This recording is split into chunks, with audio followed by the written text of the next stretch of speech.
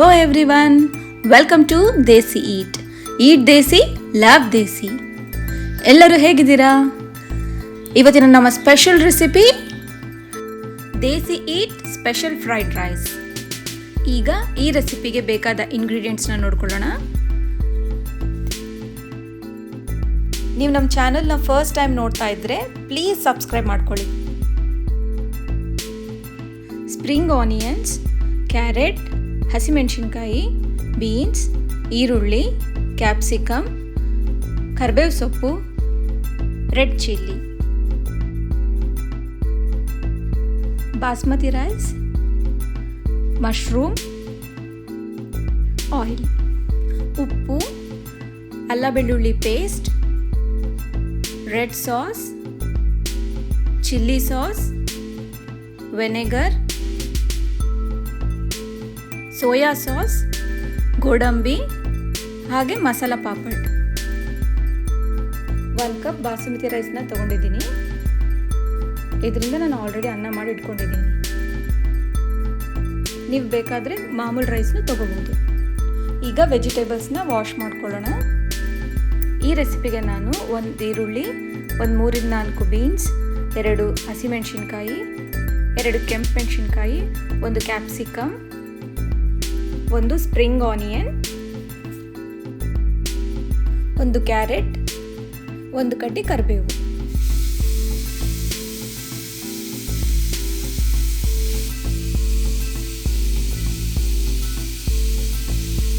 ವೆಜಿಟೇಬಲ್ಸ್ನ ಕ್ಲೀನಾಗಿ ವಾಶ್ ಮಾಡ್ಕೊಳ್ಳಿ, ಯಾಕಂದರೆ ಕೆಮಿಕಲ್ಸ್ ಹಾಕ್ತಾರೆ. ಈಗ ಆನಿಯನ್ ಕಟ್ ಮಾಡ್ಕೊಳ್ಳೋಣ. ಸಣ್ಣ ಹೆಚ್ಕೊಳ್ಳಿ.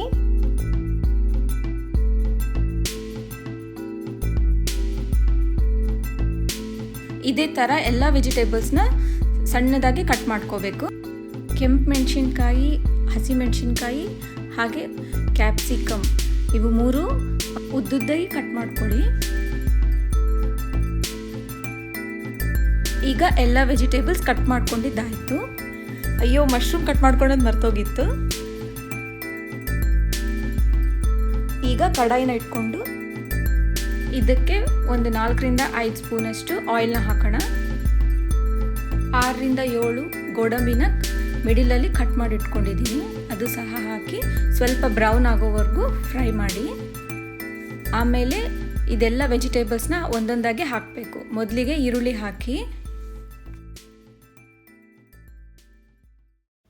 ಆಮೇಲೆ ಕರಿಬೇವು ಹಾಕಿ ಚೆನ್ನಾಗಿ ಮಿಕ್ಸ್ ಮಾಡಿ. ಈಗ ನೆಕ್ಸ್ಟ್ ಕಟ್ ಮಾಡ್ಕೊಂಡಿಟ್ಟಿರೋ 2 ಚಿಲ್ಲೀಸ್ ಹಾಕ್ಕೊಳ್ಳಿ, ರೆಡ್ ಆ್ಯಂಡ್ ಗ್ರೀನ್, ಹಾಗೆ ಕ್ಯಾಪ್ಸಿಕಮ್ ಮತ್ತು ಕ್ಯಾರೆಟ್, ಆಮೇಲೆ ಬೀನ್ಸ್,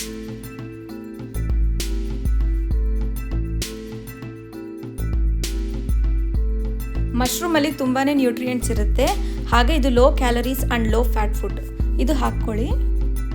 ಈ ಎಲ್ಲ ವೆಜಿಟೇಬಲ್ಸ್ನ ಹಾಕಿದ ಮೇಲೆ ಇದನ್ನು ಒಂದು ಸಾರಿ ಚೆನ್ನಾಗಿ ಮಿಕ್ಸ್ ಮಾಡ್ಕೊಳ್ಳಿ.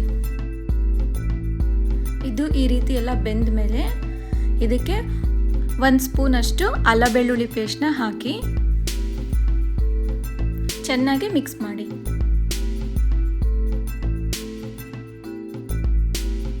ಆಮೇಲೆ ಇದಕ್ಕೆ ಗ್ರೀನ್ ಚಿಲ್ಲಿ ಸಾಸ್ ಹಾಕಿ, ಅದು ಸಹ 1 ಸ್ಪೂನಷ್ಟು. ಆಮೇಲೆ 1 ಸ್ಪೂನಷ್ಟು red chilli sauce,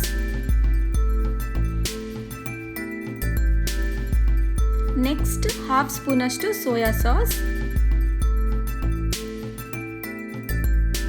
and finally 1/2 ಸ್ಪೂನಷ್ಟು ವಿನೆಗರ್ ಹಾಕಿ ಇದನ್ನು ಸಹ ಚೆನ್ನಾಗಿ ಎಲ್ಲ ಸಾಸ್ ಮಿಕ್ಸ್ ಆಗೋ ಥರ ನೀಟಾಗಿ ಮಿಕ್ಸ್ ಮಾಡ್ಕೊಳ್ಳಿ. ಈಗ ಮಿಕ್ಸ್ ಆಗಿದೆ ಎಲ್ಲ. ಇದಕ್ಕೆ ನಾವು ಆಗಲೇ 1 ಕಪ್ಪಷ್ಟು ರೈಸ್ ಮಾಡ್ಕೊಂಡು ಇಟ್ಕೊಂಡಿದ್ವಲ್ಲ ಬಾಸ್ಮತಿ ರೈಸಿಂದ, ಅದನ್ನು ಹಾಕಿ. ನೀವು ಇದಕ್ಕೆ ಬೇಕಾದರೆ ಆಪ್ಷನಲ್ ಆಗಿ ನಾರ್ಮಲ್ ರೈಸ್ ಕೂಡ ಯೂಸ್ ಮಾಡ್ಬೋದು.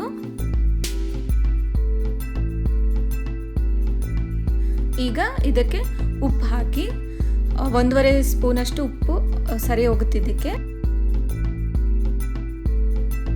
ಈಗ ಇದನ್ನು ಮಿಕ್ಸ್ ಮಾಡಿ.